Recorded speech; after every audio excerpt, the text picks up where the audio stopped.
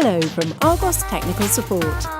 This video guide will demonstrate a top cleaning tip for your microwave to remove any build-up of grease or stains. All you will need is your microwave, a microwavable jug half filled with water, a lemon and a sponge or cloth. First of all, slice up the lemon into quarters and place in the jug of water. Now place the jug of water into the microwave and heat on full power for 5 minutes.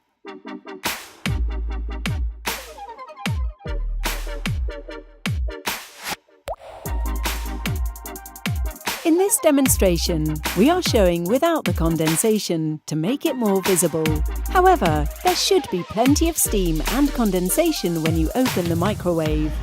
Remove the jug and wipe down all parts of the microwave, the top and the sides inside, the turntable and the inside of the door. You should use a cleaning sponge or cloth to thoroughly get into the corners. Place the turntable back into the microwave carefully, close the door and your work is done. To keep your microwave in a very top condition, you should run through these steps every few weeks or whenever necessary. For more help, please visit argos-support.co.uk.